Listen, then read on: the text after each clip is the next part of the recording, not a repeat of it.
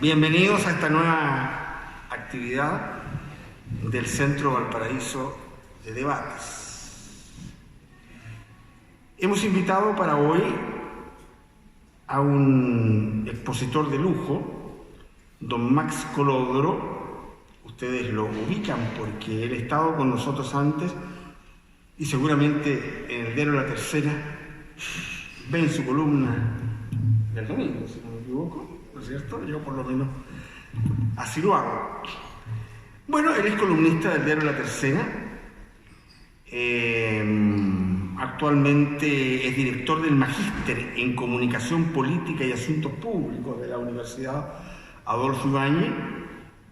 Tiene una larga carrera hacia atrás que no voy a exponer ahora para beneficio del tiempo. Es sociólogo, doctor en filosofía, pero por sobre todo es un agudo y acertado analista político.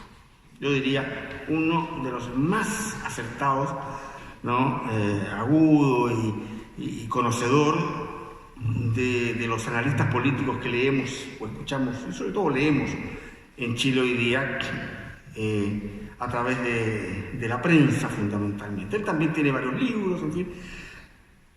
Por eso les decía yo que es un expositor de lujo, ¿no? Analista político, quien se va a referir entonces precisamente a la actualidad política de nuestro país bajo la perspectiva de las alternativas para el futuro. Como un analista político de la agudeza y del conocimiento de Max nos va a presentar lo que viene hacia adelante, cómo lo ve él. Gracias, Max, por acompañarnos, ¿no? Y te voy a dejar entonces de inmediato con la palabra. Tenemos 3 panelistas jóvenes, ¿no? Que ya los voy a presentar luego, quienes nos van a acompañar entonces para comentar tu comentario. Vamos a ver cómo sale esto. Gracias y adelante, por favor, Max. Espero estar a la altura de la presentación. A veces me pasa que me siento como el séptimo marido de Elizabeth Taylor. Sé lo que tengo que hacer, pero no sé si voy a ser muy original.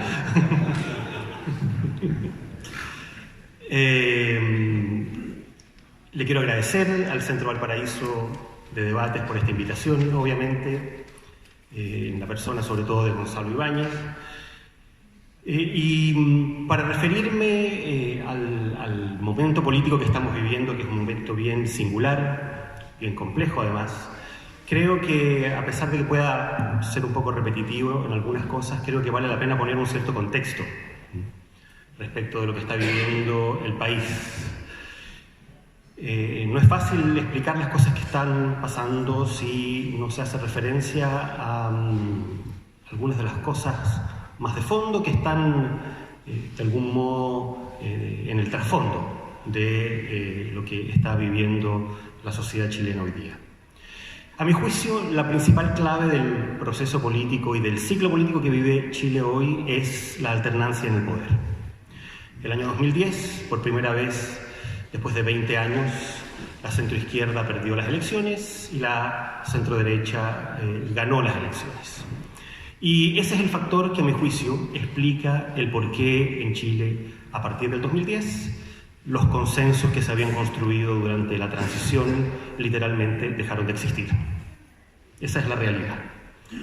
La centroizquierda chilena, por razones históricas, complejas también, largas de explicar, pero voy a tratar de ser lo más sintético posible, se adaptó a una transición bien singular. Una transición como probablemente no hubo ninguna otra en la historia de América Latina y a lo mejor del mundo. Una transición que se hizo en el marco de una institucionalidad generada por un régimen militar. Una transición que de alguna manera implicó la continuidad del modelo económico impuesto por ese régimen militar. Una transición donde la persona que encabezó el régimen militar siguió teniendo un rol institucional durante 8 años como comandante en jefe del ejército.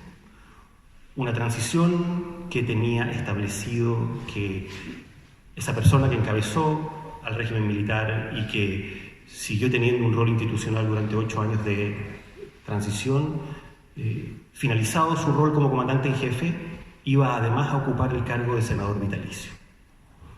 Si no terminó como senador vitalicio es por circunstancias que se decidieron no en Chile, sino en Londres y en España, básicamente. Esa es la realidad, y esa es la madre de este cordero.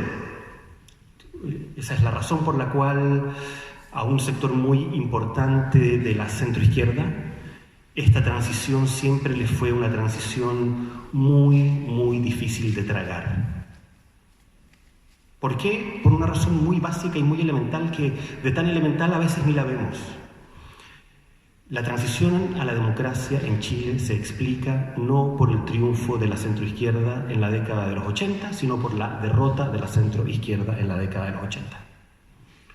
La centroizquierda chilena, durante prácticamente 4 o 5 años, desde el 83 hasta el 87, hizo un esfuerzo descomunal por lograr un objetivo político básico que no consiguió.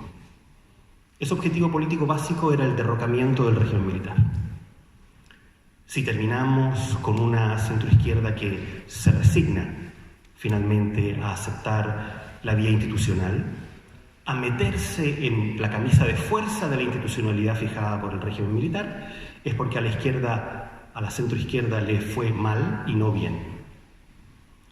Y esa derrota, ese fracaso histórico, es algo que a la centroizquierda le pesó siempre, aún y a pesar de haber gobernado 4 periodos consecutivamente durante 20 años. Siempre hubo un malestar muy profundo hacia la transición y hacia el modelo económico, en un sector muy significativo de la centroizquierda.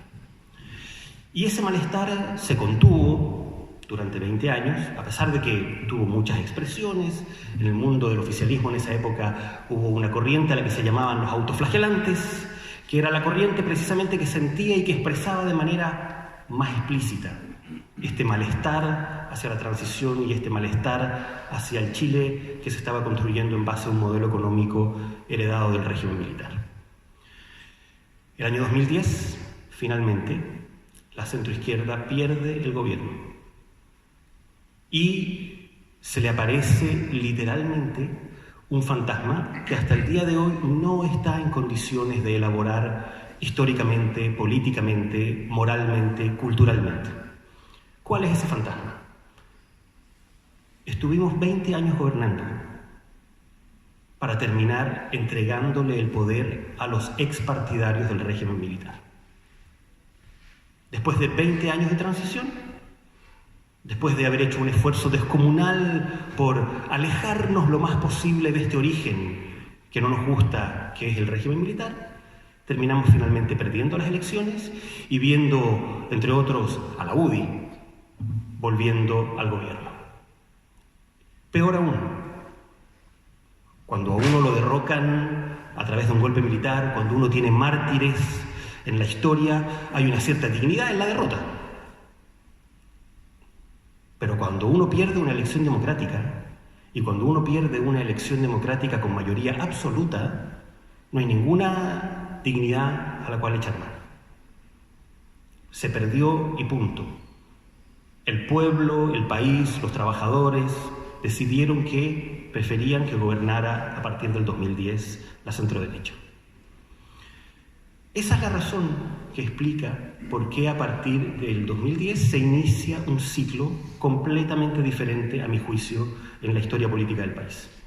Un ciclo marcado por una mayor polarización y por una dificultad enorme de construir acuerdos y consensos mínimos. Esas son las dos claves que explican el ciclo político que está viviendo la sociedad chilena hoy día. Mayor polarización, mayor desacuerdo respecto de cuestiones fundamentales. ¿Qué cuestiones fundamentales? La primera y la más importante, a pesar de que en nuestra cotidianidad no pareciera influir de manera sustantiva, tenemos un desacuerdo constitucional en Chile, muy profundo. Tuvimos una elección presidencial en el 2017. En primera vuelta hubo 9 candidatos presidenciales. De esos 9 candidatos presidenciales, 7 consideraron y consideran que Chile necesita una nueva constitución. Desde Carolina Goich hasta Eduardo Artés.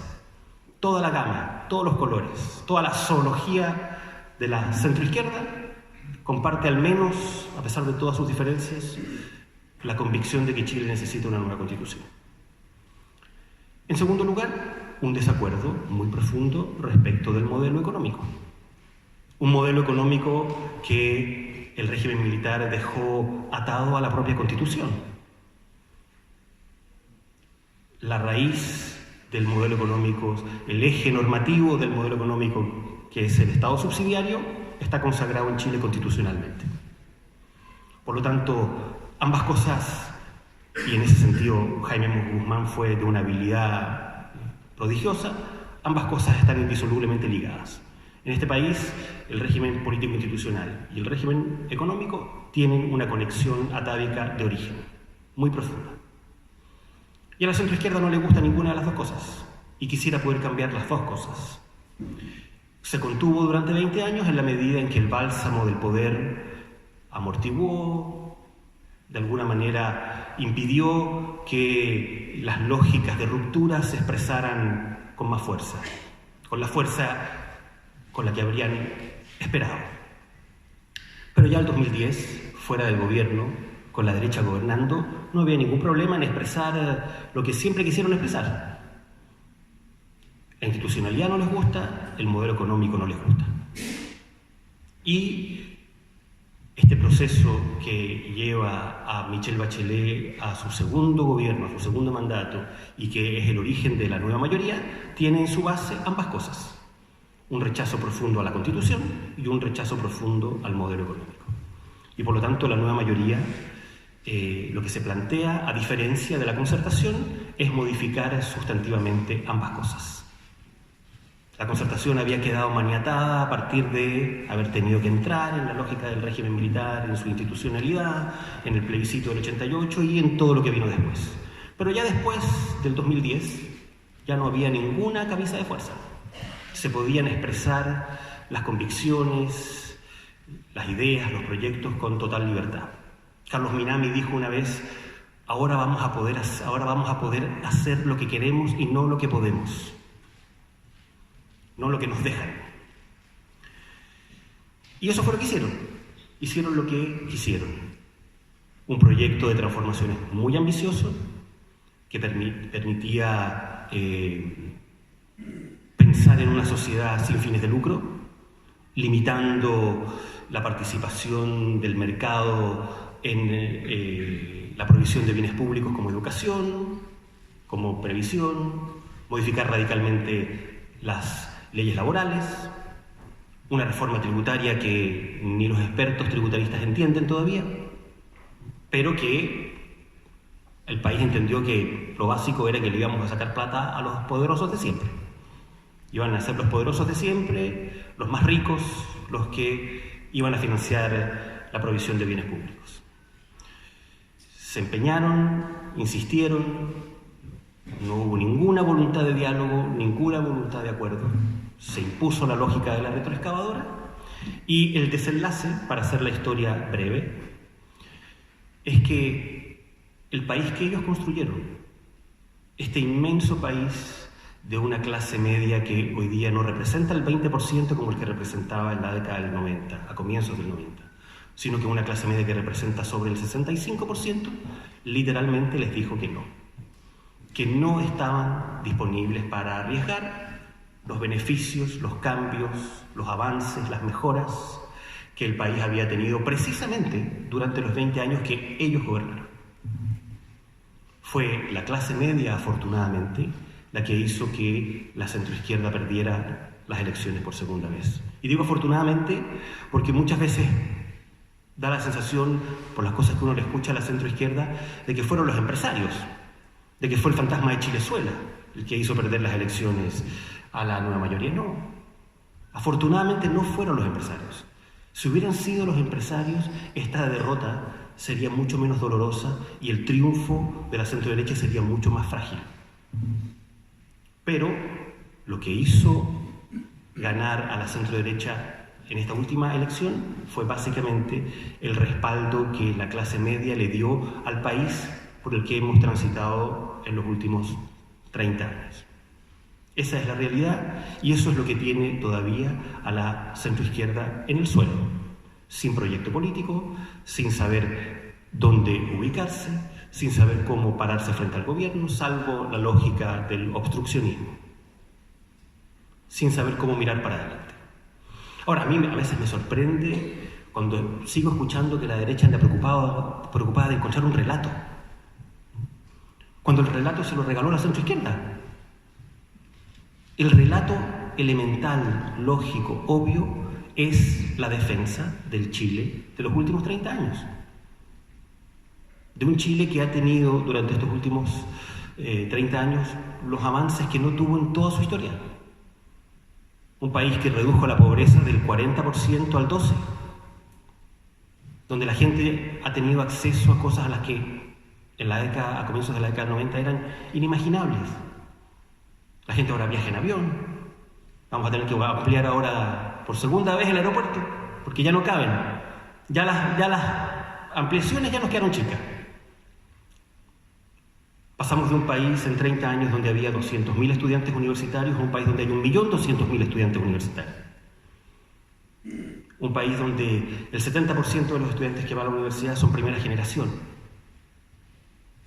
Una clase media que se acostumbró a la lógica del consumo, del crédito, con todas las cosas buenas y las cosas malas que todas estas cosas tienen, que no son puras cosas buenas, también tienen muchas cosas malas. Entre otras cosas, el avance que ha vivido el país en los últimos 30 años ha sido tan rápido, tan infrecuente si uno lo compara con el contexto al menos de América Latina, que generamos una revolución en las expectativas que ha generado también muchas frustraciones precisamente en la clase media. Entonces hay que hacerse cargo también de esas expectativas nuevas. La gente hoy día está apostando a nuevas cosas, ya no se conforma con las cosas que obtuvo hace 20 años atrás. Quiere cosas distintas. Tenemos una ciudadanía empoderada, más exigente. Los políticos además tienen la mala costumbre de premiar a la ciudadanía empoderada. Pero esa es la realidad. Y lo que ha venido a pasar, en definitiva, a partir de la derrota de la nueva mayoría y de la centroizquierda, es que el triunfo de Sebastián Piñera, por segunda vez también, reafirma que vivimos en un país donde vamos a tener que acostumbrarnos a la alternancia en el poder. O más bien, la izquierda va a tener que acostumbrarse. La derecha vivió 20 años en la oposición. No le era muy difícil acostumbrarse. A la que le está costando mucho acostumbrarse y aceptar un país donde ya no existen las mayorías absolutas definitivas, sino que las mayorías absolutas cambian. A veces gobierna la centroizquierda y a veces pierde y gobierna la centroderecha. Y lo que impone esa lógica es precisamente el que esas mitades prácticamente equivalentes del país, porque si uno mira las elecciones en Chile desde el año 88 a la fecha se da cuenta de que tenemos una consistencia política realmente muy notable en Chile. Si uno mira el resultado de la primera vuelta del 2017, todas las fuerzas de centro-izquierda sumadas sacaron el 55%, lo mismo que sacó el no. José Antonio Kast y Sebastián Piñera estuvieron en torno al 44, 45, exactamente lo que sacó Pinochet el 88. Eso no ha variado mucho. Esa es la razón por la cual ellos tienen mayoría absoluta en el Congreso, en las dos cámaras. Pero hubo un porcentaje importante de gente que o votó por la centroizquierda en primera vuelta o no fue a votar en primera vuelta, que dijo, no, yo quiero reafirmar el país por el que hemos transitado durante estos últimos 30 años. No quiero que lo vuelvan a poner en riesgo como la hizo la nueva mayoría. La nueva mayoría no entendió que para los padres de clase media es muy importante y era muy importante poder aportar a la educación de sus hijos. Tratar de hacer la diferencia con una educación pública de pésima calidad. No, a la centroizquierda se le ocurrió que había que quitarle los patines a la clase media, para que se parecieran primero a una educación pública de calidad muy cuestionada y después ver cómo todos juntos iban tratando de mejorar la calidad de la educación. La clase media les dijo que no, que ellos valoran su esfuerzo y valoran y consideran legítimo empeñarse y trabajar por hacer la diferencia. 10.000 pesos, 15.000 pesos, 20.000 pesos, 80, da igual, pero me esfuerzo para que mis hijos tengan una educación un poquito mejor. La centroizquierda eso no lo entendió nunca. Y ahí está el resultado. Ahora, el gobierno de Sebastián Piñera, este segundo gobierno de Sebastián Piñera, ¿supuso un cambio de ciclo político como se dijo a partir del triunfo en las elecciones? No, al contrario. A mi juicio lo que supuso es exactamente lo contrario. Este gobierno de Sebastián Piñera lo que confirmó es que vivimos en un ciclo donde la alternancia es lo que está definiendo la naturaleza del proceso político y particularmente el rasgo más sustantivo que tiene el proceso político, a mi juicio, que es la dificultad, por no decir la imposibilidad, de construir consensos en las cuestiones fundamentales. Y lamentablemente vivimos en un mundo, estamos en un contexto donde las democracias occidentales en general están viviendo procesos de polarización muy agudos. Estados Unidos, Brasil, Francia, la elección española. Las democracias occidentales están viviendo una crisis muy profunda, producto de la globalización. El Brexit es la mejor expresión de eso. La globalización se está llevando por delante una construcción histórica muy importante del mundo moderno, que es el Estado Nacional, que es una criatura histórica relativamente reciente, tiene 300 años. Y la globalización, en definitiva, lo que está planteando, lo que está de alguna manera generando, son condiciones para que los estados nacionales de aquí a 50 años dejen de existir. Esa es la realidad. Entonces, claro, los ingleses patalean, pero patalear contra la globalización es bien difícil. Lo que la globalización está haciendo es debilitando los sistemas políticos locales, debilitando las esferas de decisión que se toman a nivel nacional. Y eso genera temores, angustias, ganas de arrancar para atrás. Donald Trump está arrancando para atrás también, con el proteccionismo que está tratando de imponer en Estados Unidos. Pero frente a la globalización no hay ninguna posibilidad de arrancar para atrás. Hay algunos que pueden arrancar para afuera. Tenemos casos, los únicos casos que quedan en el mundo de países que arrancaron para afuera y se quedaron afuera y están apostando por quedarse afuera son Corea del Norte, Cuba y Venezuela. Y así les está yendo. Salvo algunos habitantes de hospital psiquiátrico, nadie podría defender en su sano juicio esa alternativa. Entonces, esa es la realidad. Los sistemas políticos están pasando por una crisis muy profunda en el mundo, particularmente en el mundo occidental. Entre otras cosas, a esa crisis de los sistemas políticos se asocia también la crisis de los estados de bienestar. Los estados se están quedando sin plata. Los estados están en bancarrota. Estados que estuvieron financiando derechos sociales de manera incremental, llegó un punto en el que no pudieron seguir haciendo. No tenían recursos, no tenían capacidad fiscal para poder seguir financiando derechos sociales. Entonces, ambas crisis de los sistemas políticos, crisis de los estados de bienestar, están generando el fenómeno que observamos hoy día. Populismos de derecha, populismos de izquierda. Y en Chile, una polarización que tiene unas raíces que son muy profundas porque nos conectan con una historia que es propia, que no tiene que ver solo y únicamente con este fenómeno global. Es una polarización que tiene que ver con el fracaso de la centroizquierda en su empeño por deshacerse de la herencia del régimen militar. Entonces tenemos una polarización donde aquí además le hemos agregado cosas que en el resto del mundo occidental, de las democracias occidentales, a pesar de la aguda polarización que viven, ellos no tienen ese problema, no tienen alguno de los problemas que tenemos nosotros aquí, particularmente en la esfera constitucional. Vimos una campaña brutalmente agresiva y polarizada en Estados Unidos entre Hillary Clinton y Donald Trump, pero a nadie se le ocurrió poner sobre la mesa la Constitución norteamericana. Hay reglas comunes. Hay normas, hay un rayado de cancha donde juegan ambos a pesar de la polarización. Francia lo mismo. Tuvimos desde una candidata de ultraderecha, Le Pen, hasta un candidato de ultraizquierda, Mélenchon, pero a ninguno de los dos, ni a los que estaban entre medio, se les pasó por la cabeza poner la Constitución de la Quinta República de Francia sobre la mesa. En Brasil, también, una elección muy polarizada entre el candidato del PT y Bolsonaro, la Constitución, el desacuerdo respecto de las reglas del funcionamiento del sistema, no estuvo nunca puesto sobre la mesa. Aquí lo primero que hicimos, lo primero que ocurrió en Chile, cuando la centroizquierda perdió el gobierno en el 2010, lo primero que hizo fue poner la Constitución sobre la mesa. Necesitamos una nueva Constitución. Vivimos una paradoja que es de antología y que yo le he mencionado muchas veces.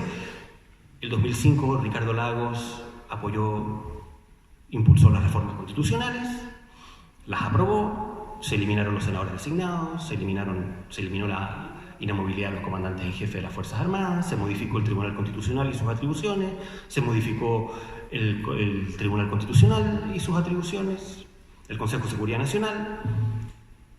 Ricardo Lagos convocó a todo el país político a la moneda, Patio de los Cañones, 18 de septiembre del 2005, y le dijo al país: por fin tenemos una constitución democrática. La casa de todos la llamó, la casa de Chile. Es interesante meterse a YouTube y mirar el discurso de Ricardo Lagos del 2005. Por fin tenemos una casa que nos cobija a todos, una constitución verdaderamente democrática, que nos va a permitir, ahora sí, proyectarnos como una nación única, con unidad hacia adelante. 5 años después, la centroizquierda pierde el poder. Lo primero que la centroizquierda hace es poner la Constitución sobre la mesa y decir: esta Constitución tiene que irse al tacho de la basura porque tiene un problema de legitimidad de origen. Ya ni siquiera es un problema que tenga que ver con las normas, con el contenido de la Constitución. Ha habido más de 30 reformas a la Constitución desde el año 90 en adelante. Reformas generadas en un Congreso. Y sin embargo, la centroizquierda en 2010 descubrió que esta seguía siendo la Constitución de Pinochet y que había que tirarla por la borda. Y eso, sumado a la idea, la ilusión de que es posible hacerle cambios de fondo a el modelo económico. El otro modelo, como lo llamaron Atria y compañía. La idea de que hay otro modelo y de que es posible construir otro modelo al margen de las lógicas que hoy día nos está imponiendo la globalización, que nos está limitando cada vez más los márgenes de maniobra. Esa es la realidad. Cada vez podemos hacer menos y cada vez vamos a poder hacer menos. Entonces, ¿cuáles son los países que hoy día logran sortear esta ola de la globalización y que logran de alguna manera optimizar sus aspectos positivos y tratar de aminorar los aspectos negativos que tiene, que son muchos? Podríamos estar largo rato hablando de eso, pero ¿cuáles son finalmente los países que han logrado transitar y adaptarse mejor a este mundo cada vez más globalizado? Los países que han logrado construir grandes consensos respecto de políticas de largo plazo. Nueva Zelanda, Finlandia, Corea del Sur, Singapur, entre otros. Estoy hablando solo de los países emergentes, ni siquiera quise mencionar a los países del mundo desarrollado, del mundo tradicionalmente desarrollado. Estoy hablando de países que hace 30 o 40 años estaban en una situación más o menos parecida a la que Chile tenía hace 30 o 40 años atrás. Ellos han hecho una pega muy distinta a la que hemos hecho nosotros. Ellos han hecho una pega que supone invertir muchísimo en educación, muchísimo en ciencia y en tecnología. Nosotros no tenemos ninguna posibilidad de ser un país desarrollado. Ninguna.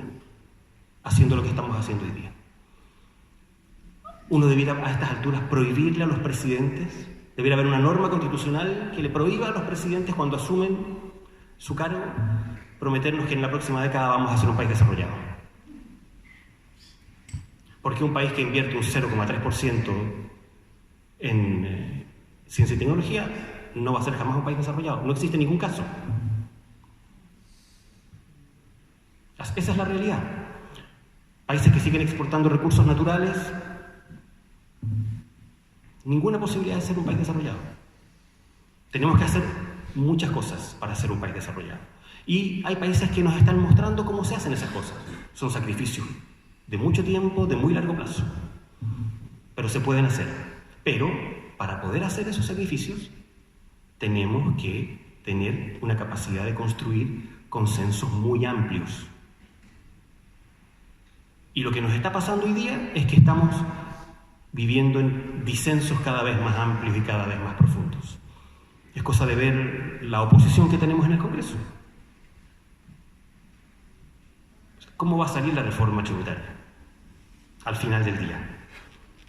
¿Qué vamos a aprobar de la reforma previsional o de la reforma laboral? Salieron 4 intelectuales, 4 académicos del mundo de la centroizquierda a valorar un aspecto de la reforma laboral y salió la centroizquierda a sacarles pero la cresta. Camilo Escalona reinstaló la idea de los chupasangre. Bárbara Figueroa los trató de los neoliberales de siempre. Al exministro de Hacienda y Michelle Bachelet. Entonces, ¿qué posibilidad tenemos de construir acuerdos amplios para hacer la pega difícil que han hecho Corea del Sur, Singapur, Taiwán, Finlandia, Nueva Zelanda? En este escenario actual, muy poca. Prácticamente no tenemos ninguna posibilidad. En un escenario de polarización como el que estamos viviendo, la verdad se ve muy difícil. Señales de polarización, no solo tenemos la oposición que tenemos, es cosa de ver también los resultados de la primera vuelta presidencial. En la primera vuelta presidencial, un candidato de derecha que corrió a la derecha de Chile Vamos y una candidata de izquierda que corrió a la izquierda de la nueva mayoría sumaron casi 1/3 de los votos. O sea, ¿qué señal más evidente de polarización que es? Entonces, el desafío, la pega que tenemos que hacer ustedes, la generación más joven que está aquí sentada, es ver cómo empezamos a hacer los sacrificios necesarios para que este país pueda algún día empezar a construir consensos en materias fundamentales respecto de las cuestiones que el mundo globalizado nos va a exigir cada vez con más fuerza. El país no está al borde de Chilezuela, ni siquiera al borde de Argentina. Este país va a seguir creciendo. Este país va a seguir mejorando la calidad de vida de la gente. Vamos a seguir aumentando el ingreso per cápita. Pero no nos vamos a acercar nunca a Nueva Zelanda, ni a Finlandia, ni a Singapur. Esos países no están cada vez más cerca, están cada vez más lejos. Porque ellos están haciendo una pega y la están haciendo desde hace mucho tiempo que nosotros todavía no hemos empezado a hacer. Muchas gracias.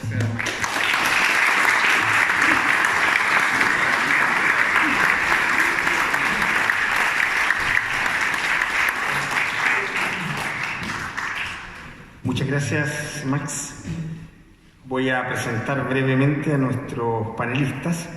Como se ha dicho, la nueva generación, interesada también en la cuestión política, en el análisis, en fin, y en el futuro de nuestro país. Presento en primer lugar a don Pedro Fierro Zamora. Don Pedro, ¿no? Él es director de estudios de la Fundación Piensa. Todos conocemos la Fundación Piensa en nuestra región y él es su director de estudios. Es abogado de la Universidad Adolfo Ibáñez, es máster en comunicación pública en la Universidad de Navarra, también tiene estudios en Estados Unidos y se desempeña como profesor e instructor de la Escuela de Negocios de la Universidad Adolfo Ibáñez.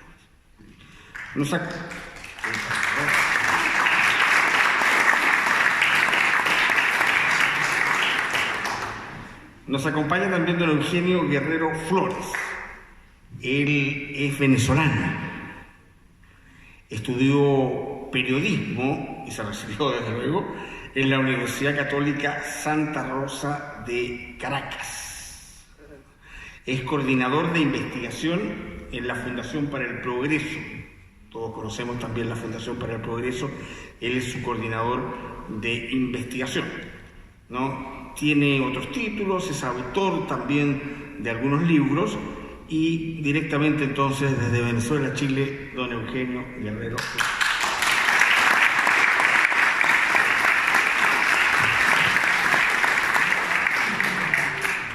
Y finalmente presento a una persona que ya conocemos, que ha estado en otros debates con nosotros.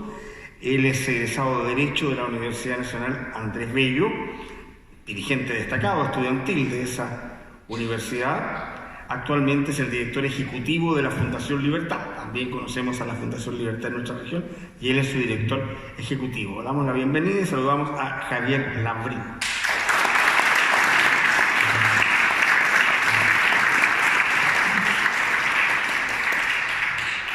Ellos van a hacer un breve comentario de no más de 10 minutos acerca de lo que nos ha expuesto nuestro expositor, don Max Colodro. ¿No hay alguna otra, tal vez, afirmación que quieran hacer en lo particular, ¿no? ¿Por qué no? Dejamos primero entonces a don Pedro Fierro, no sé si quieres hacerlo desde acá. Sí, muy bien, por favor, Pedro. Bueno, y luego, por favor, para no subir de nuevo, ¿no? Don Eugenio, allá o acá, y luego don Javier, allá o acá. 10 minutos para cada uno, por favor.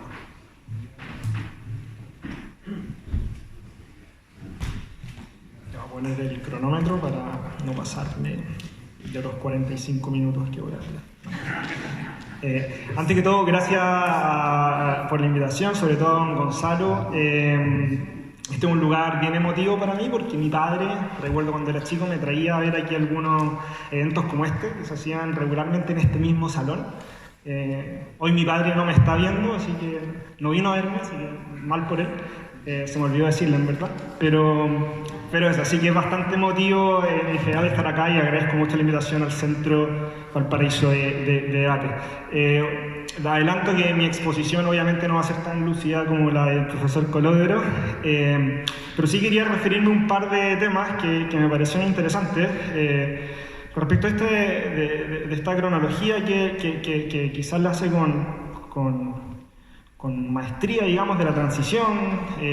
Algunos dicen que en ese periodo de transición, ¿cierto?, en donde se prescindió de la política por parte quizás también de la derecha, sobre todo, de la izquierda también, porque era quizás difícil de tragar, pero era útil, como decía también el profesor Colodro, era un periodo bastante equilibrado. Luego de eso se quiebra, ¿cierto? Llega un poco la política, llega la polarización, el fin de los acuerdos, y ahí a mí me cuesta en particular leer ese fenómeno, que no tan solo sea en Chile, sino que también sea en otras partes del mundo. Me cuesta leerlo porque yo no sé si comparto del todo que un tercio de los votos están en la izquierda más allá de la nueva mayoría y la derecha más allá de la alianza, digamos, del Chile Vamos, porque no sé, o sea, nuestros alumnos, digamos, del Adolfo votaron por Beatriz Sánchez y no sé si están más a la izquierda de Michelle Bachelet. Yo creo que claro, el Frente Amplio quizás se volcó mucho a la izquierda hoy en día, pero no sé si en la elección pasada representaba estar más a la izquierda de lo que era la nueva mayoría. Y de hecho, si uno piensa también en fenómenos, digo, me cuesta leerlo porque si uno piensa en fenómenos como lo que acaba de pasar en Ucrania, en donde un personaje de la televisión, ¿cierto?, que representaba como cómico un presidente, se vuelve realmente presidente, con un partido de estos catch-all parties, o sea, estos partidos que abarcan todas las ideologías posibles, cosa que en general hubiese sido impensado, yo creo, hace algún tiempo atrás. Hoy en día es posible que se dé ese fenómeno, que se dé un partido, digamos, de estos multitarget y que puedan incluso alcanzar la presidencia. Entonces, claro, de repente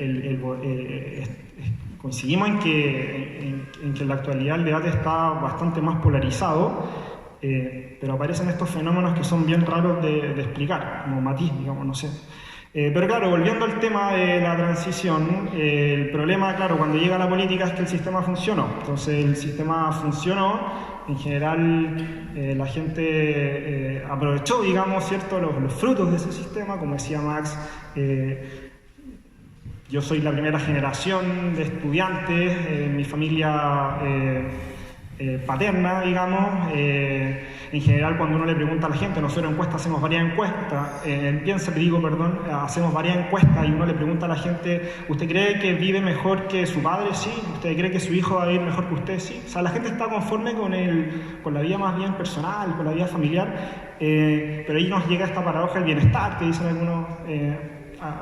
algunos analistas, ¿cierto?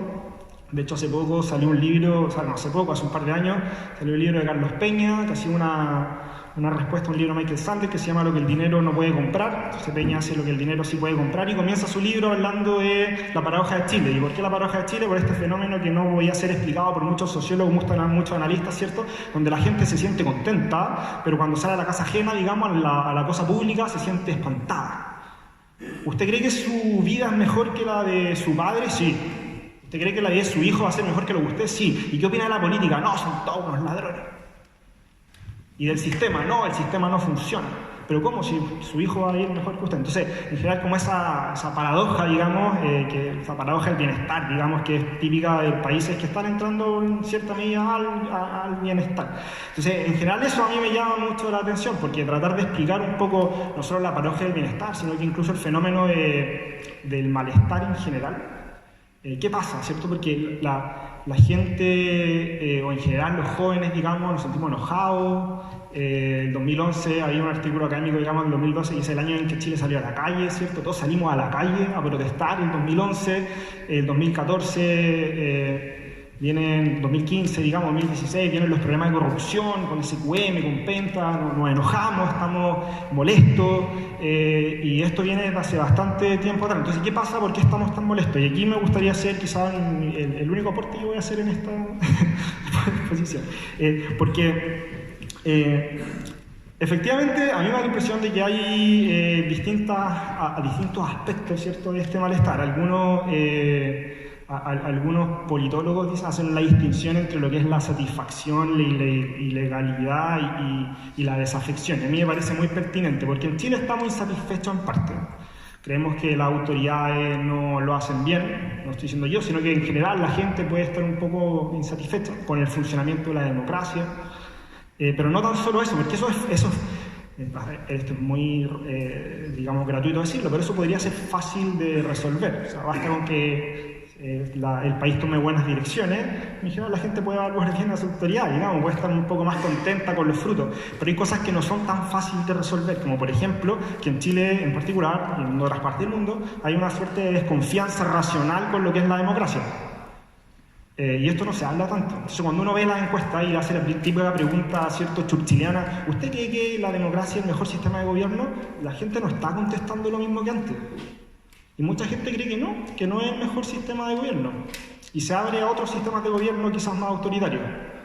Y eso en los últimos años ha tendido a ir creciendo. Y eso no es tan fácil, yo creo, de resolver como la insatisfacción. Tampoco es tan fácil de resolver la desafección, que quizás es el elemento más pasional. La desafección se mide con preguntas tipo de confianza, cierto tipo de interés político. El interés político es súper entretenido de mirar, porque si uno le pregunta a la gente, usted está, me he vuelto como encuestólogo, pero no soy encuestólogo, pero si le pregunta a la gente, ¿usted está interesado en los asuntos que pasan en su barrio? Sí. ¿Está interesado en los asuntos que pasan en su ciudad? Sí. ¿En los asuntos que pasan en su país? Sí. ¿En la política? No. El 70%, al menos de la región de Valparaíso, no está interesado en la política. Pero todos están interesados en las cosas que pasan en su entorno. Pues, básicamente a la gente le encanta la política, pero no le gusta llamarlo política. Entonces eso es muy entretenido. Entretenido porque tiene que ver un poco con este fenómeno de desafección que quizás estamos hablando, o que yo estaba hablando al menos. Y hay un tema en particular que me llama particularmente la atención en la región de Valparaíso. Que si uno, por ejemplo, le hace preguntas de eficacia política, ¿qué es lo que es la eficacia política? La eficacia política es la sensación de que mis acciones son importantes para el devenir de Chile. Entonces uno puede hacer distintas preguntas para tratar de medir eso, de que mi acción política es importante para el bienestar de Chile. Hay todo un tema con eficacia externa, que básicamente quiere decir de que el sistema es permeable, o sea que mi acción va a provocar una respuesta del sistema. Y hay un tema de eficacia interna, que quiere decir de que yo me siento competente. De que me siento competente como para opinar de política. Entonces, si uno hace esas preguntas en la región de Valparaíso, uno se da cuenta que en la zona costera, donde está la capital regional, la gente siente que el sistema le responde, pero no se siente tan competente como para participar de política. Si uno hace esta misma pregunta en las zonas del exterior, la gente cree que es muy competente, pero que el sistema no le responde. O sea, es inverso. O sea, básicamente la gente del exterior, podríamos decir que quizá en algunos aspectos, tiende a estar más desafecta de la política que la gente que vive en la capital política. Y si uno expande esto a nivel nacional, encuentro lo mismo, digamos. Entonces aquí quiero llegar, que la desafección para mí, que es el elemento del malestar más difícil de solucionar porque es el elemento más pasional, muchos investigadores dicen que no varía en el tiempo, que es difícil de cambiar y bla bla bla, y que hace también que lleguen estos intentos populistas de gente que trae soluciones más fáciles, porque si la gente está desafecta, o sea, si la gente cree que el sistema no responde, yo llego con mi discurso en contra de ellos, los políticos, y puedo ganar ciertas elecciones, digamos, como pasa en Ucrania, como pasa en otras partes del mundo. ¿Y qué pasa entonces con las herramientas que tenemos disponibles como para poder combatir la desafección? Como por ejemplo la descentralización. De aquí quería llegar. Yo sé que Rollo piensa, tenemos unos letreros puestos por la descentralización, pero la descentralización, al parecer, podría ser una línea para tratar de hacernos cargos de estos procesos de desafección.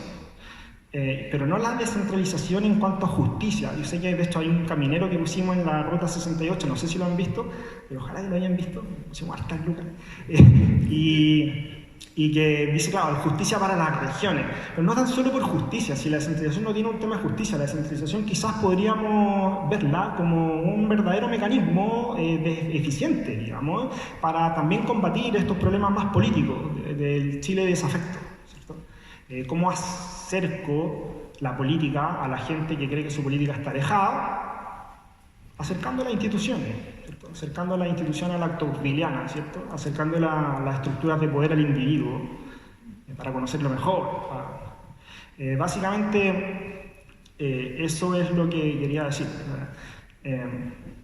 Quizás apuntar que dentro de todo de este contexto actual, y dentro de este malestar que muchas veces podemos identificar, hay un aspecto particular que tiene que ver con la desafección, con estos elementos más pasionales que quizás debiésemos hacernos cargo, porque si no las consecuencias son un poco nefastas. Y un elemento para eso podría ser la descentralización política, por cierto. Eso, muchas gracias.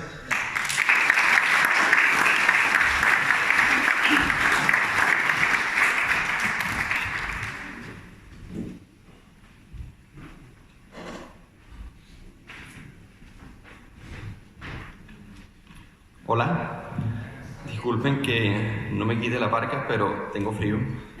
Entonces, para poder hablar y que me entiendan, me lo voy a dejar puesta. Muchas gracias por la invitación, primero que nada, al Centro Valparaíso de Debates. Está difícil, como que dicen, la vara, ¿no? La marca, después del análisis del doctor Colodro y del compañero Pedro Fierro. A mí me llamó muchísimo la atención el análisis del doctor Colodro, porque cuando uno trata de ver, podríamos decir, el tránsito de un pensamiento de izquierda que había iniciado en algún momento con cierta sensatez, incluso dentro de la izquierda más radical le dicen a esta izquierda sensata, podríamos decir, que fueron unos administradores del modelo. Entonces, entre ellos como que tratan de empujarse como para acusarse de que no hubo reformas sustanciales al modelo político que le permitió a Chile ser la primera democracia y economía de América Latina, sino que lo administraron e hicieron reformas parciales a partir del gobierno de Ricardo Lagos, y eso para ellos representó una derrota. ¿Okay? Y bueno, me parece que al ser sincero consigo mismo es también un sinónimo de sensatez. ¿Qué ocurre? Luego vemos una transición a una izquierda quizás un poco más cavernaria, ¿no? Aquella más violenta, que no ve la política en términos de consensos, en términos de intercambio de ideas, de deliberación, sino que la ve, como lo comunica el doctor Colodro, de manera hegemónica. Esta alternabilidad como que no les calza, o sea, les resulta incómoda, les imposibilita en algún momento poder concretar su sueño de una sociedad totalitaria. Uno cuando ve, por ejemplo, la actitud de Carol Cariola o de Carmen Hertz de no permitir al contrincante hablar al menos, o ver a Venezuela o a China como democracias, en un sistema democrático uno dice, bueno, qué manera de relativizar tan grave tenemos, en este caso por Cariola,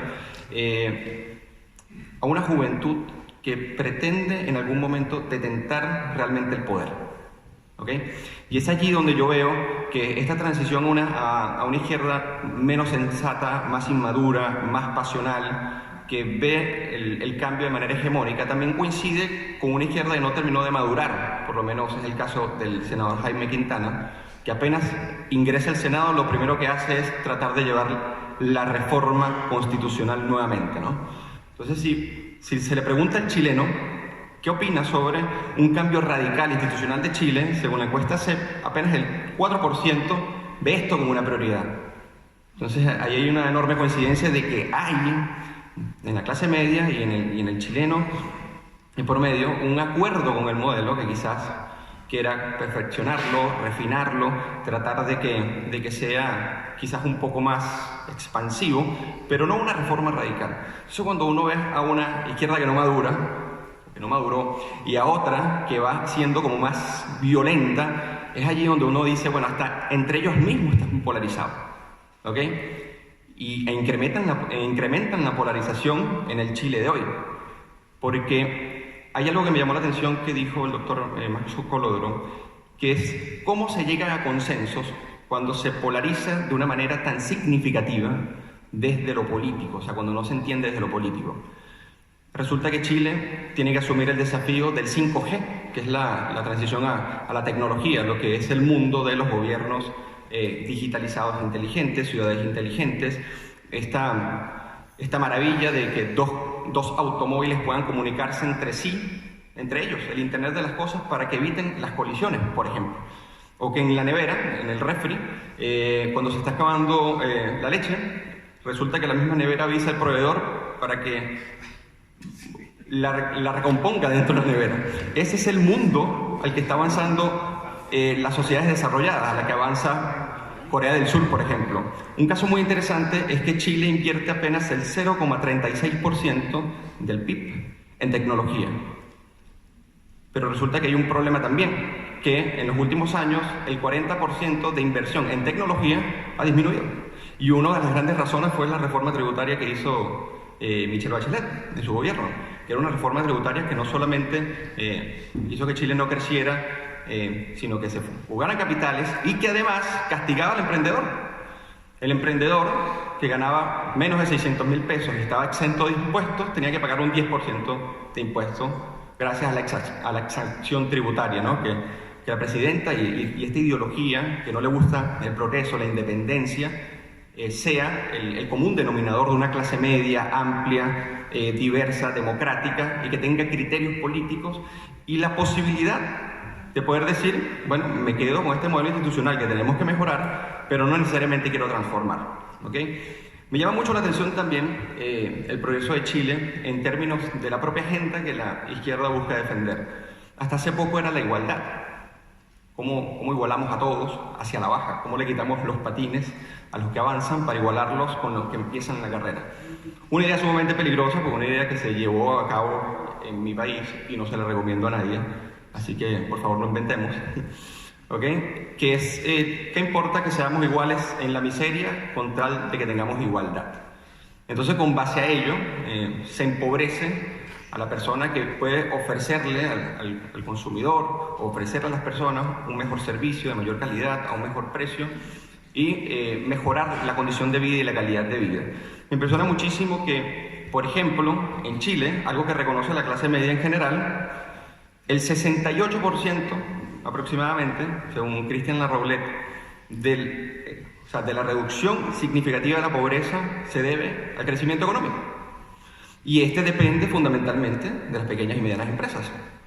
Y eso es algo que, por lo menos desde mi perspectiva, está muy presente en el comentario del chileno. Y eso es algo que me parece una virtud como país que avanza institucionalmente y que es difícil que se logre en cualquier otro país, porque ya se hace una cultura del esfuerzo propio, una cultura del trabajo. Yo quiero contarles una anécdota, me quedan todavía 3 minutos.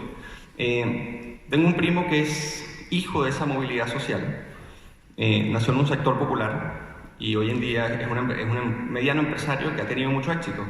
Y cuando tenía como 2 o 3 meses acá, tengo 4 años en Chile, en este gran país, llama a otro amigo de él, que también es empresario, y dice: las cosas están malas en Chile en este momento, salgamos a trabajar, levantemos Chile. Y yo dije: wow, o sea, cómo una persona, o sea, un mediano empresario, se toma la atribución de ver en él también la potenciación de ese Chile para crecer. Y eso me llamó muchísimo la atención porque me parece fantástico. O sea, que el ciudadano vea en sí un poder para determinar el rumbo institucional para que progresen las cosas en Chile. ¿Ok? Esa es una de las cosas que me llamaron mucho la atención del profesor Colodro. Y otra, o sea, que me gustaría también posiblemente sintetizar por el poco tiempo que me queda, es el tema de a qué se enfrenta Chile o cuál es el desafío que asume Chile respecto al mundo. Resulta que, según el último informe de Freedom House, la democracia en el mundo nunca estuvo peor. O sea, el retroceso de la democracia, y hay una especie de sustitución de la democracia por autoritarismos competitivos. Venezuela es un ejemplo, o sea, es poder decir, tengo la herramienta del voto para una supuesta alternabilidad, pero los mecanismos para yo poder manipular ese voto o llevar a un resultado son sumamente autoritarios. ¿Okay? Estos legalismos autocráticos, autoritarismos competitivos, son los que hoy en día se ponen en boga en el mundo, pero parten de la poca creencia en la democracia, porque se quiso aspirar de la democracia en sí la solución a todos los males. Y por ejemplo, en Estados Unidos, las personas que son mayores a 65 años ven que es absolutamente fundamental vivir en democracia para seguir el desarrollo. Pero los que tienen de 35 años hacia abajo no creen esto.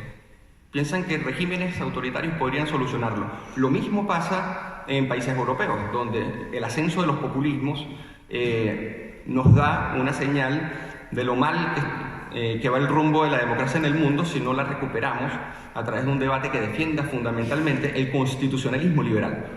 Como usted comentaba, en el caso de Jaime Guzmán, dejó los pilares institucionales para que la izquierda no le pudiese meter la mano ni al Banco Central. Y eso me parece fundamental, que no pudiese tocar la propiedad privada como respeto porque está conectada con la dignidad del ser humano.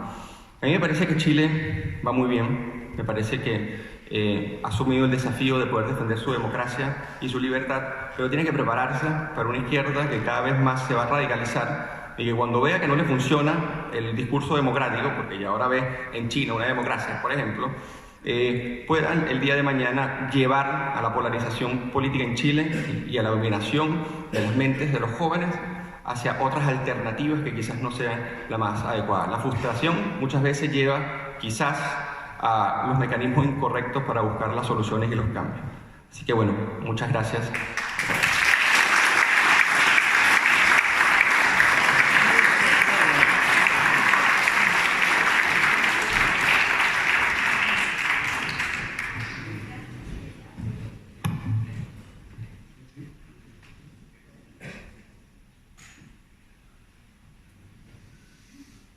Voy a poner el cronómetro también.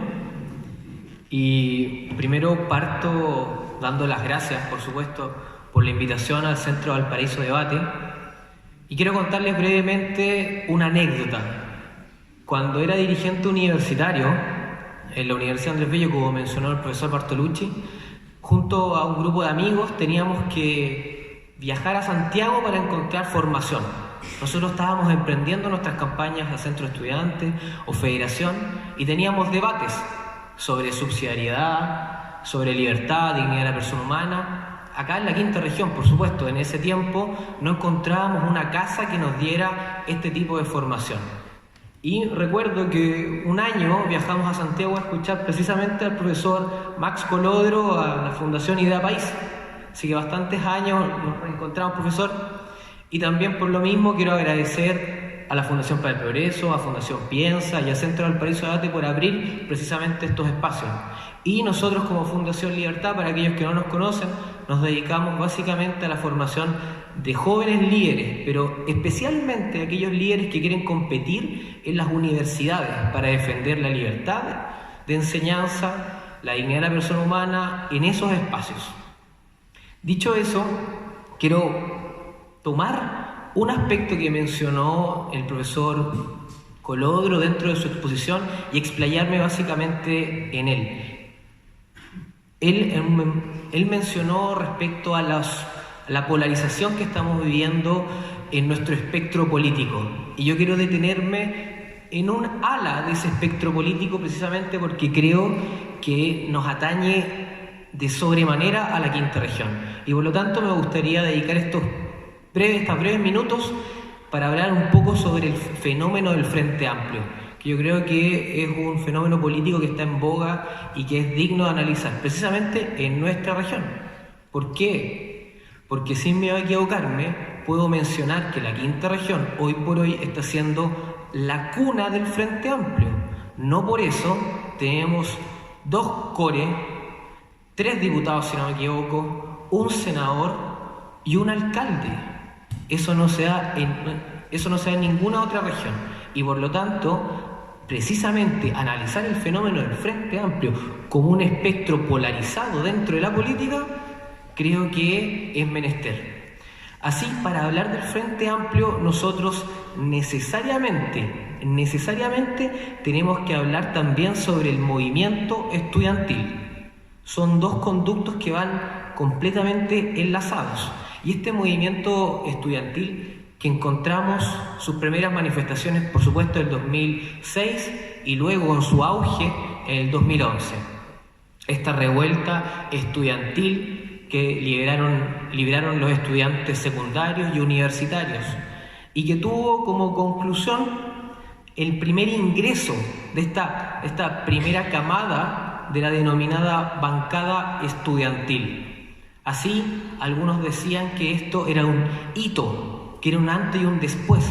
¿Por qué? Porque se empezaban a romper estos enclaves del binominal y comenzaban a ingresar los movimientos sociales al Congreso, a las altas esferas de la política nacional. Eso como primer punto. Luego, 4 años más tarde, vemos que esta nueva izquierda crece. Ya no está solamente Gabriel Boric, Giorgio Jackson, Camila y Carol, sino que ahora sumamos a 20 actores más. Ya son una bancada, tienen un poder relativo bastante importante. Y aquí quiero detenerme especialmente. A pesar de que son 20 personajes que ingresan a la política nacional, creo que tienen un elemento que se destaca en la mayoría de ellos. Por supuesto, excluyo a personajes como Florcita Motúa y Pamela Giles, pero la mayoría de los parlamentarios del Frente Amplio tienen una característica, y que todos ellos fueron dirigentes estudiantiles. Todos ellos pasaron por algún movimiento social, por algún centro de estudiantes o por alguna federación. Y esto, para muchos de ellos, fue el mayor valor por el cual ingresaron, pero también, con el poco andar, fue su gran pecado. ¿Por qué gran valor? Porque, por supuesto, el bagaje que te entrega la política universitaria, las habilidades blandas, el manejo de conflictos, les dio un plus por sobre otros políticos. Pero también fue quizás su gran pecado.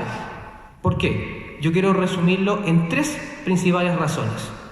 Una, al ingresar a la política tradicional e institucionalizada, inevitablemente esta bancada joven de la nueva izquierda se desconectó del movimiento social. Tuvo que sufrir esa desconexión con el movimiento social. Aquí abro paréntesis y hago distinción al movimiento social con las reales urgencias sociales. El movimiento social puede ser No Más AFP, pueblos originarios, etc. Las reales urgencias sociales, de ellas no se desconectaron porque nunca estuvieron conectados. ¿Sí? Cierro paréntesis. Entonces, el trabajo burocrático propio de la labor parlamentaria, la exposición mediática, las luces, las comidas con 5 tenedores, hizo que se desconectaran inevitablemente con los colectivos, con los sindicatos, con las asambleas, con las comunidades de base. Punto 1. Segundo, en palabras del sociólogo Carlos Ruiz, que también es uno de los autores intelectuales del Frente Amplio. Él mencionó que uno de los problemas de la bancada del Frente Amplio es que algunos parlamentarios, precisamente producto de su historia, aún no entienden que dejaron de ser presidentes de federación. Ellos continuaban estando en la asamblea universitaria creyendo que cuando estaban en el Congreso. Es decir, seguían usando el micrófono parlamentario como si fuese un megáfono. Y este delirio de micrófono se debía en buena medida por la falta de experiencia, por el resquemor al trabajo institucional y por no superar las lógicas de una asamblea universitaria. Punto 2. Y el punto 3, como una segunda derivada de lo anterior, es que los parlamentarios del Frente Amplio, precisamente al no saber superar esta lógica o las dinámicas de una asamblea universitaria, es que traspasaron los conflictos del Frente Amplio al movimiento estudiantil y los conflictos del movimiento estudiantil al Frente Amplio. Por ejemplo, el año pasado, en la Federación de Estudiantes de la Universidad de Chile, hubo una acusación producto de encubrimiento a una vulneración de derechos laborales de una trabajadora. Y producto de aquello tuvo que renunciar el presidente de la Federación de Estudiantes de Chile. Se llama Alfonso Moro, del movimiento autonomista. Tuvo que renunciar.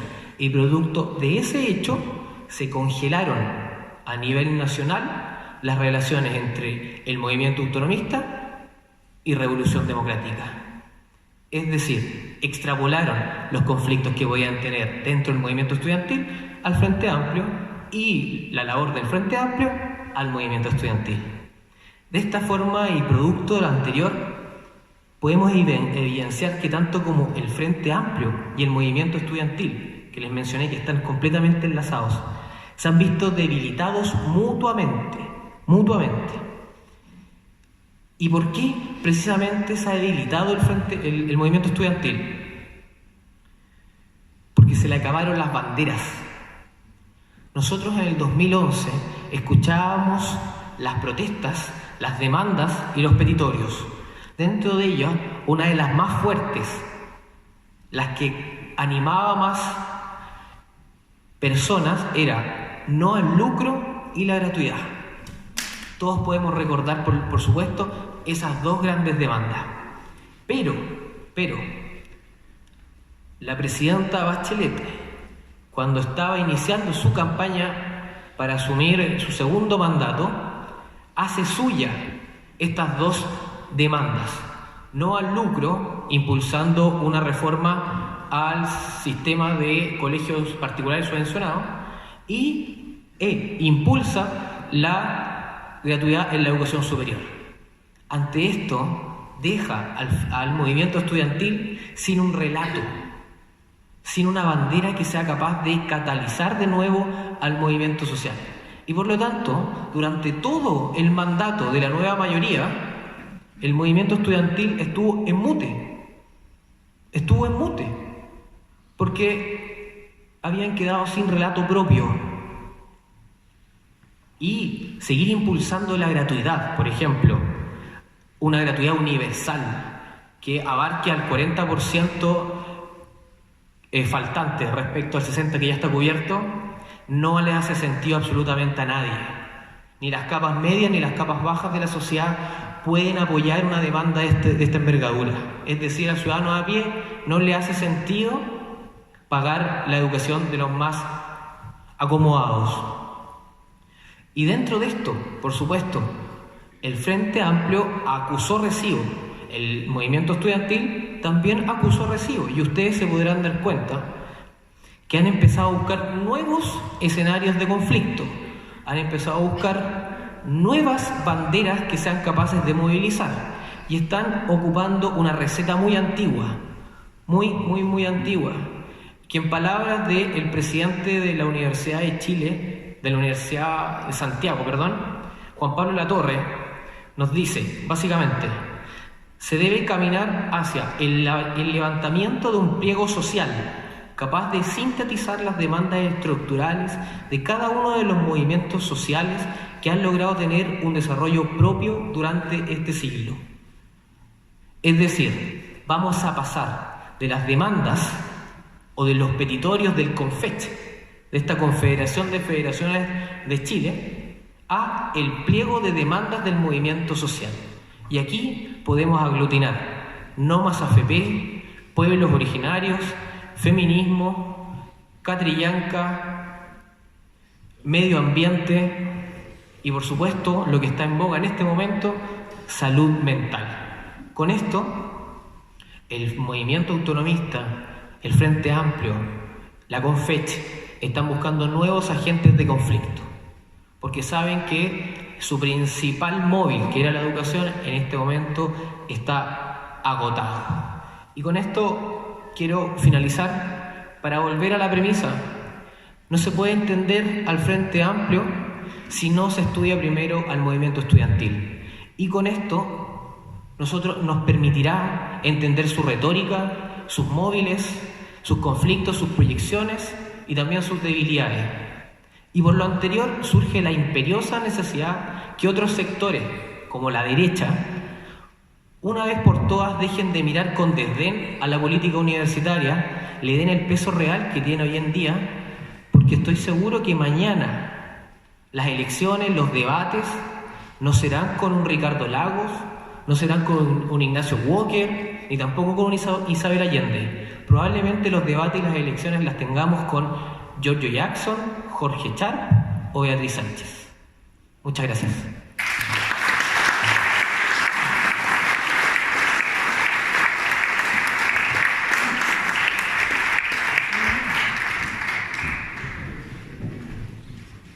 Bueno, le hice un gesto a Max, si quería retomar el micrófono, me ha dicho que no. Así que he quedado gratamente impresionado. Bueno, es tradicional en estas reuniones que ofrezcamos la palabra. Si alguien quiere hacer, por favor, consultas más que opiniones largas, así, aunque normalmente son siempre muy bien fundadas. Pero la idea es que aprovechemos a Max y si alguien quiere hacer alguna consulta, entonces ofrezco. ¿Hay micrófono, perdón? No. Aquí está, bien. Muy bien. La señora, por favor, quiere hacer una consulta.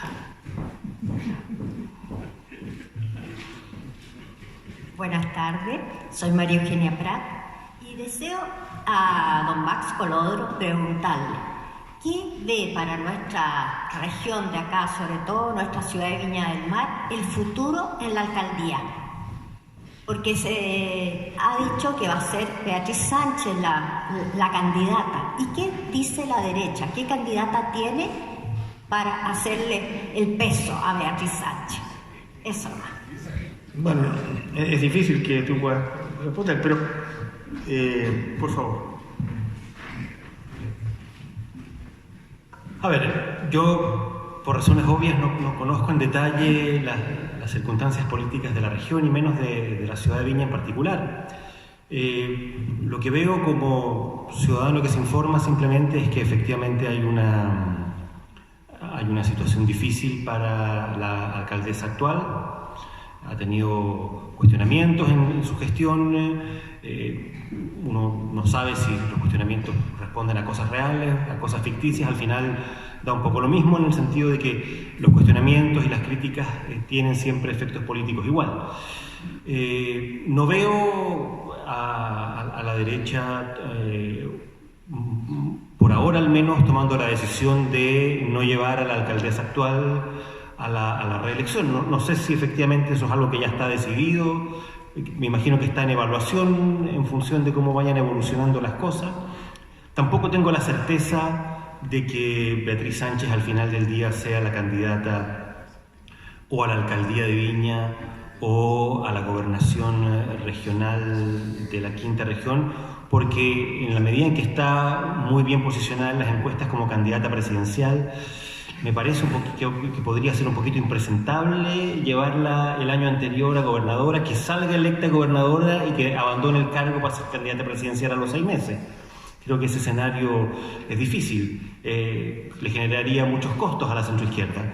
Y por lo tanto, si Beatriz Sánchez, como lo muestran las encuestas hasta el día de hoy, sigue siendo la carta mejor posicionada del mundo de la centroizquierda para competir en la próxima elección presidencial, me parece que lo lógico y lo que va a ir instalándose es que no compita ni en una alcaldía, ni compita tampoco en una gobernación regional.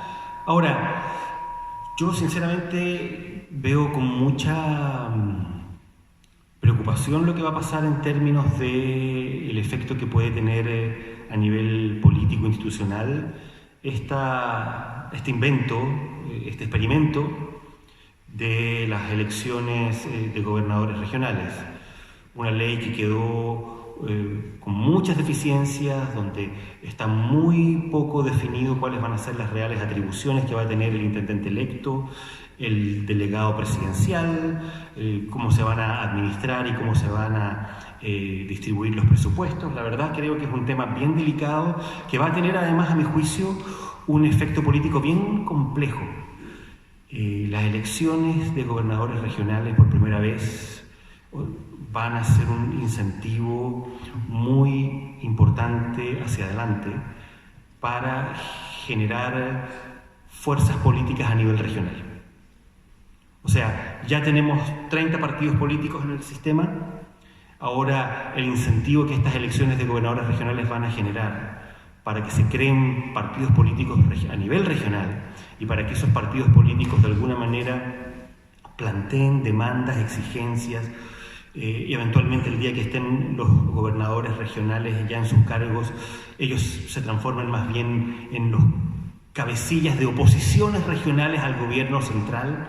O sea, creo que se puede generar, hay un riesgo de que se genere un cuadro político bien complejo a partir de esta figura de los gobernadores regionales electos, y creo que, a mi juicio, esa es probablemente la mayor preocupación y la mayor interrogante de cómo se va finalmente a afianzar este nuevo sistema con gobernadores regionales electos y con delegados presidenciales que van a seguir siendo designados desde Santiago.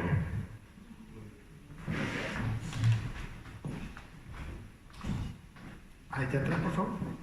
Y adelante. Ahí, partamos ahí y luego atrás. Y atrás. Muy bien. Buenas noches, doctor Colodro. Mi nombre es Rodolfo Torres, soy un profesor. Quería preguntarle, digamos, dada la afirmación que usted hace con respecto al futuro, porque esta charla finalmente era ¿cómo veía usted el futuro? Y usted dice que usted ve el futuro en la alternancia. Y eso me llama la atención porque pareciera, digamos, mi percepción que no está muy claro que así sea.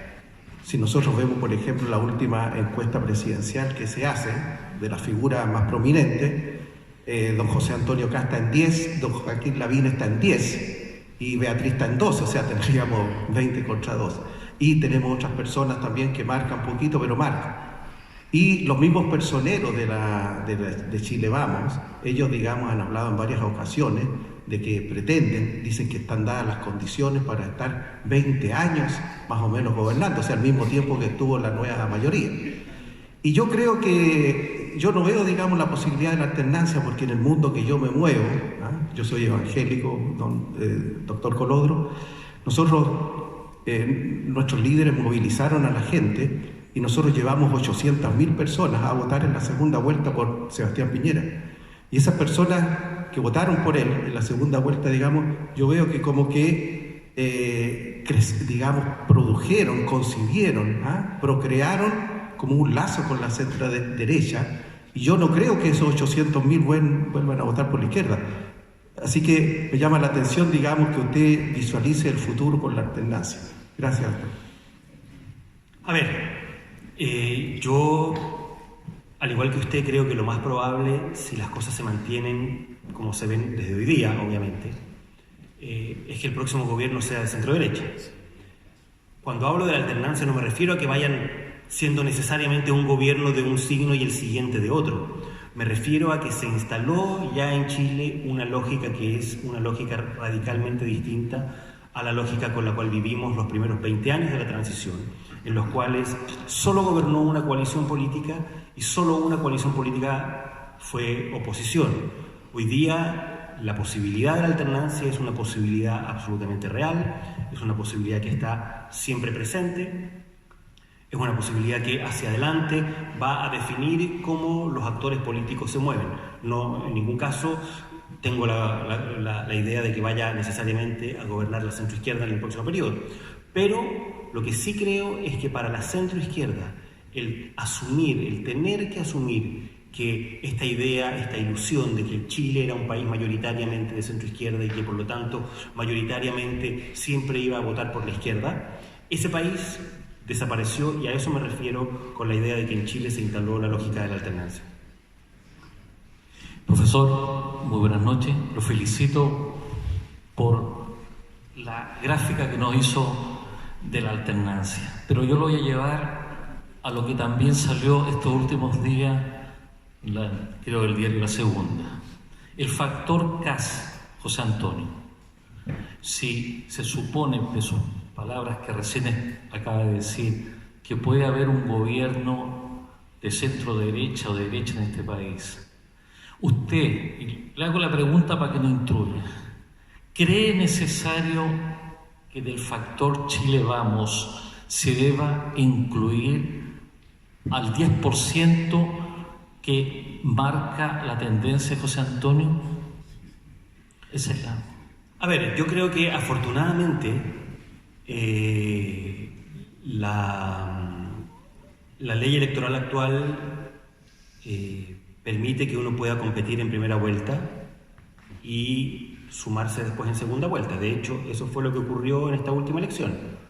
Sebastián Piñera, José Antonio Kast compitieron en primera vuelta y en segunda vuelta los votos de José Antonio Kast, con la instrucción, además con la convicción del propio ex candidato, llamaron y apoyaron y trabajaron por Sebastián Piñera en la segunda vuelta. Yo creo que ese es un escenario que puede replicarse efectivamente en la próxima elección. José Antonio Kast puede efectivamente sentir que le conviene más competir en primera vuelta y ver lo que pasa, y en función de eso ver qué cosas de contenidos o programáticas puede eventualmente negociar para una segunda vuelta. Ahora, ese escenario tiene un riesgo. Tiene el riesgo de que efectivamente en segunda vuelta no todos los votos se sumen y que se pierda votación. En este caso, en esta primera experiencia, no ocurrió. En la experiencia del 2005 entre Joaquín Lavín y Sebastián Piñera ocurrió un poquitito, se perdió un margen de voto. A la centroizquierda le viene pasando, y le pasó el 2009 cuando perdió la elección, y le pasó el 2017 cuando perdió la elección, que en primera vuelta sacaron un resultado que si uno lo sumaba mecánicamente daba mayoría absoluta, y que en segunda vuelta esos votos no se sumaron y se perdió la elección.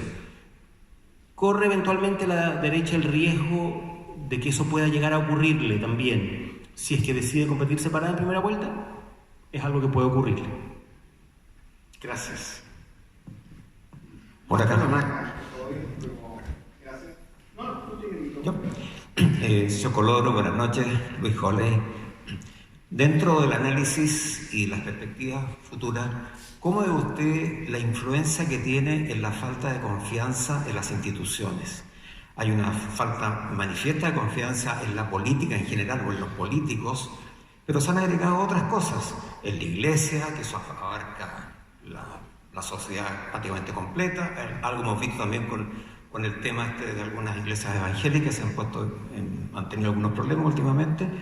Pero viene el desastre de Rancagua, en que hay una objeción directa con fundados motivos en el Poder Judicial, en que hay absoluta no independencia para sus fallos, y esto además trae como aparejado que el Ministerio Público también está sentado en la picana con acusaciones mutuas que son realmente impresionantes. Y entonces, ¿hasta qué punto? Y esto unido además con la altísima abstención que existe en las votaciones, en las elecciones, y que además todo esto que está ocurriendo también hace de que ciertos movimientos que son los más no sé, ultristas o que se oponen a todo, puedan tener, y que tienen poder de convocatoria, puedan, a lo mejor, de que el resultado de las elecciones o lo que ocurra en el futuro no se dé de acuerdo a lo que se espera.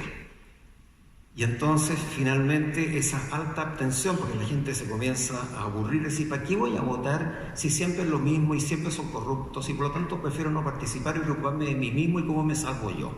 Y sin embargo, puede venir un movimiento muy bien estructurado que motive a su gente a ir a votar y dar vuelta a una elección hacia un sector no esperado que así ocurra.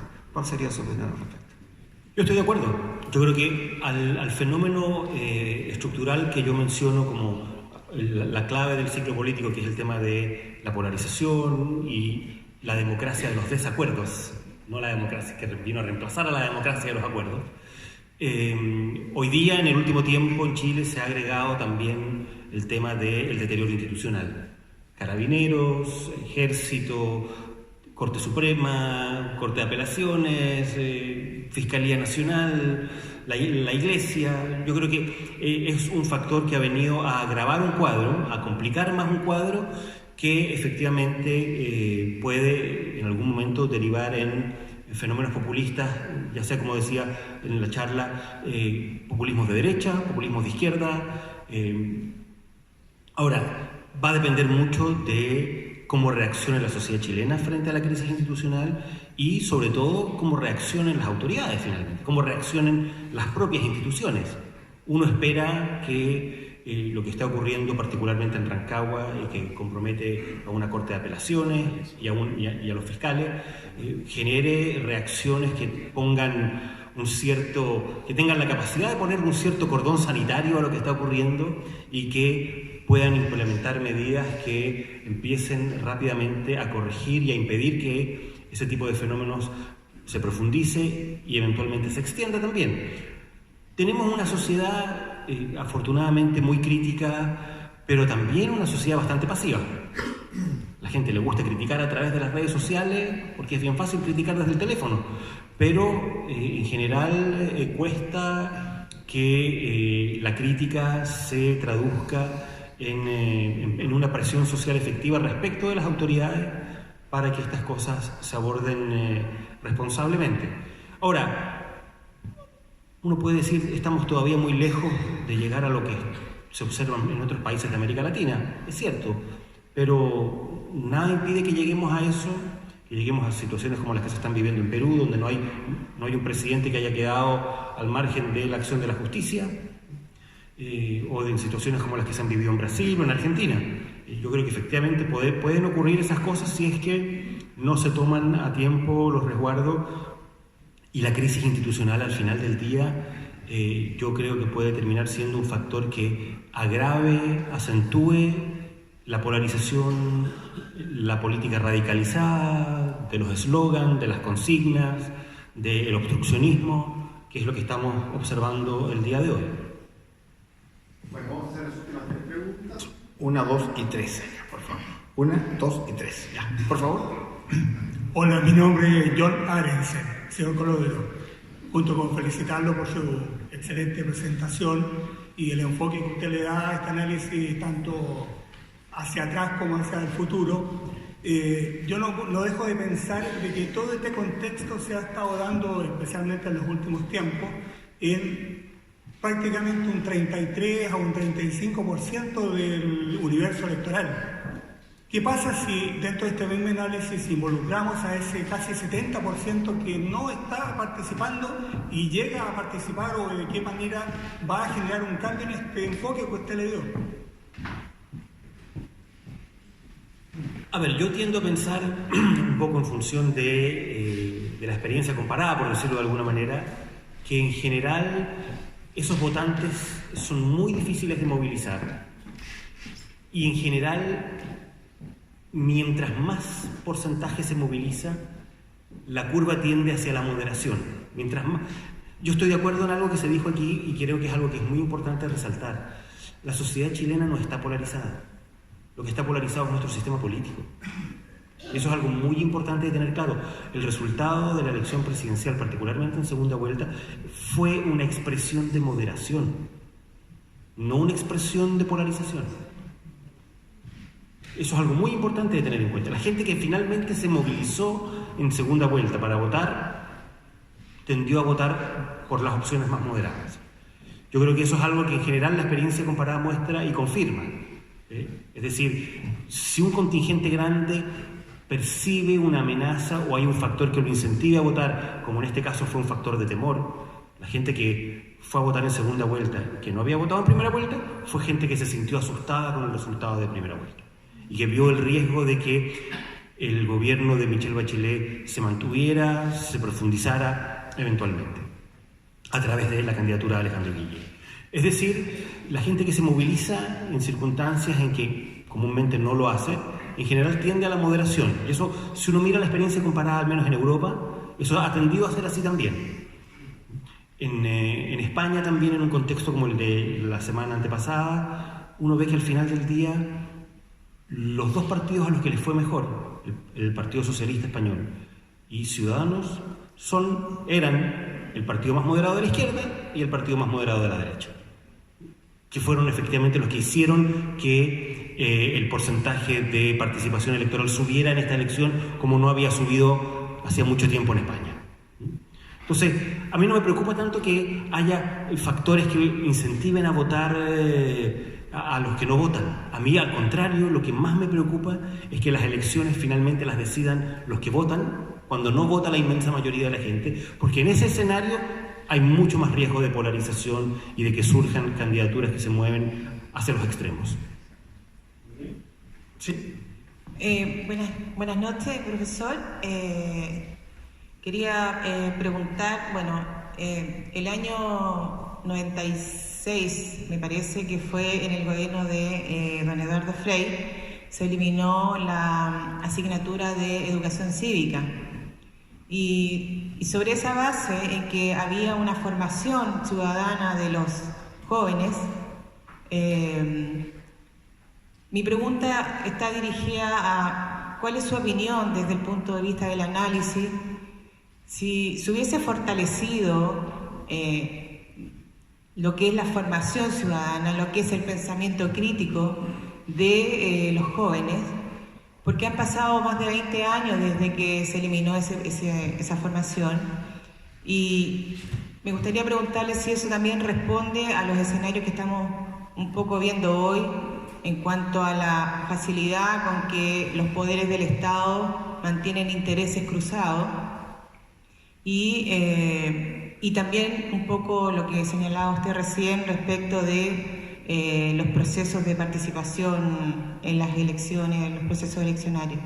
¿Cómo ve usted en este planteamiento de si se hubiese seguido fortaleciendo el proceso, sobre todo el pensamiento crítico?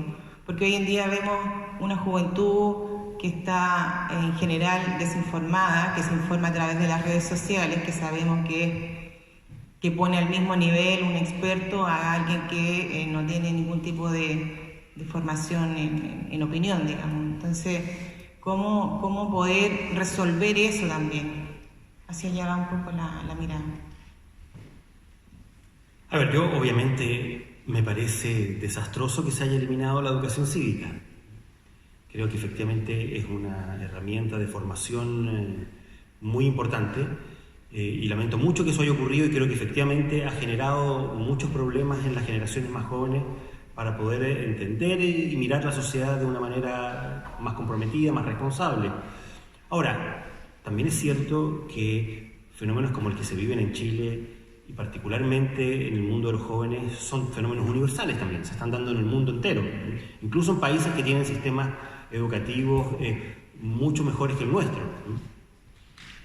Creo que es un tema de cambio cultural mucho más complejo, mucho más global.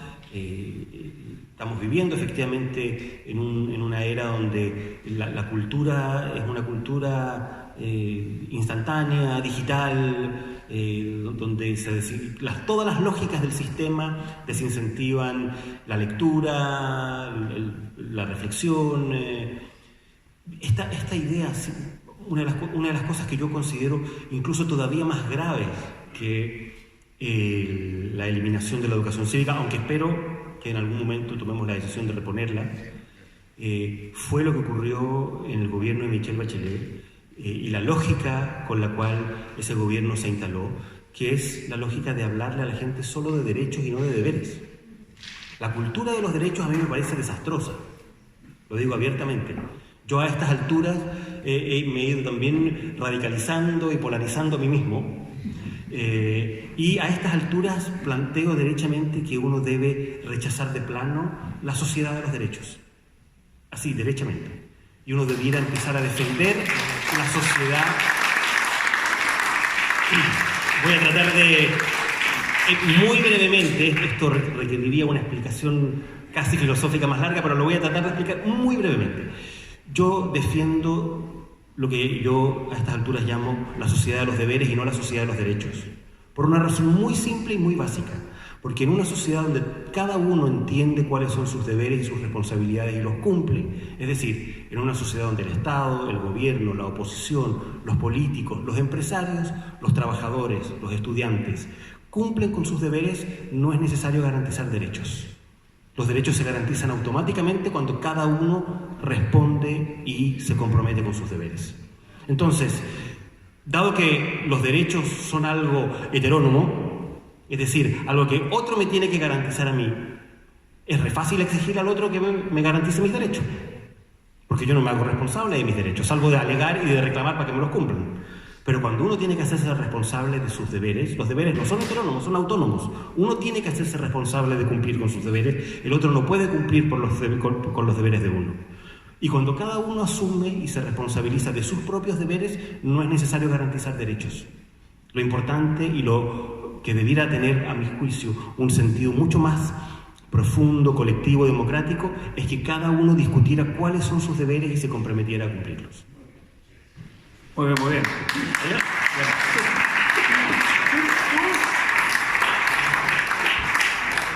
Usted cierra, Alejandro. Cierra. Buenas noches, doctor. En las exposiciones de todos quienes están en la mesa aparecen varios puntos que son muy claros en todas las exposiciones. El debilitamiento de las democracias, por una parte, la desafección que hay de la gente por la política, en el sentido grande. Por otra parte, la manera como las instituciones se han caído, ¿no es cierto?, con la corrupción, etcétera. Todo esto ha hecho que la gente se aleje. Y apareció, ¿no habrá algún otro sistema que reemplace? Porque también apareció un cuarto punto de que están apareciendo los populismos, ¿no es cierto? Esos cuatro factores. Y la pregunta que se puso también, ¿habrá otro sistema?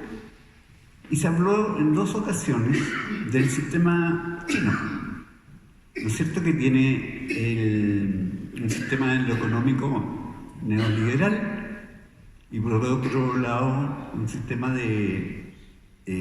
socialista en lo político, que se basa profundamente en una cultura diferente a la occidental y que parte a partir, perdón la redundancia, del confucianismo, y ello da paso a la meritocracia.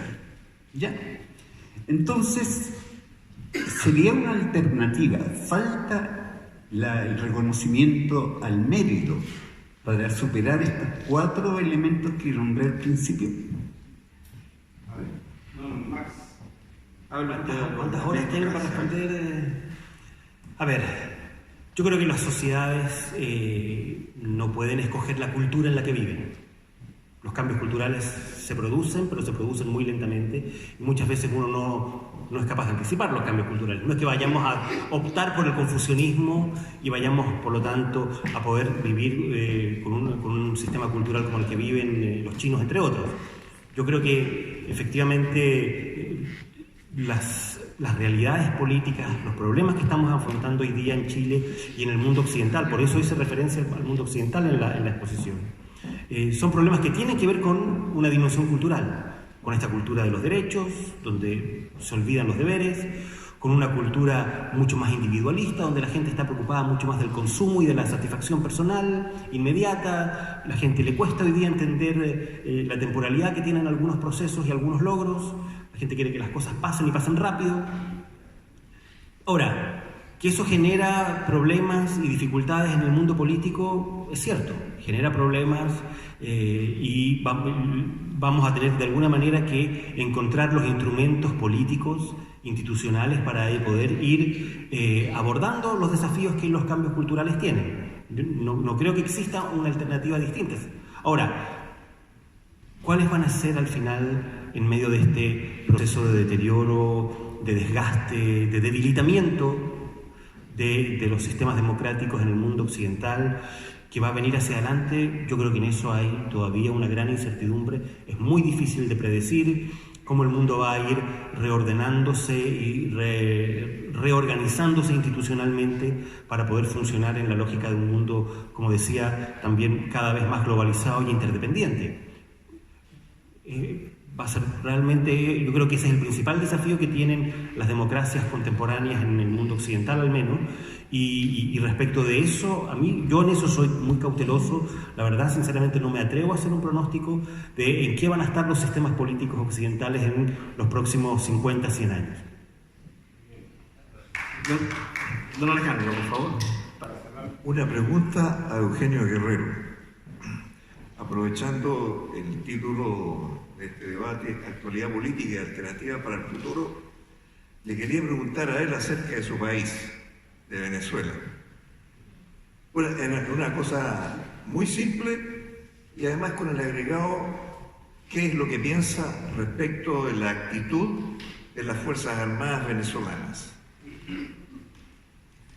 Bueno, creo que esa es incluso más difícil que la predicción de las democracias en Occidente. No, le respondo. Sí, muchas gracias. Fíjense, ¿qué pasa? En Venezuela es difícil poder decir que tenemos unas Fuerzas Armadas, o sea, como institución. Sí hay grupos dentro de las Fuerzas Armadas que realmente son institucionalistas y que realmente tienen como una ansia de libertad, y para ello se han movilizado en diversas oportunidades. En los últimos 5 años, lo que pasa es que han sido intentonas que han logrado aplacar con rapidez, porque, como ustedes conocen, en Venezuela el sistema de inteligencia ruso, iraní y cubano opera desde hace muchísimo tiempo. Solamente en inteligencia hay aproximadamente 150.000 efectivos cubanos. Entonces, el nivel de persecución y de dominio y de predominio por encima de las policías y de todos los organismos preventivos y de seguridad de la ciudadanía y del Estado están tomados por los cubanos.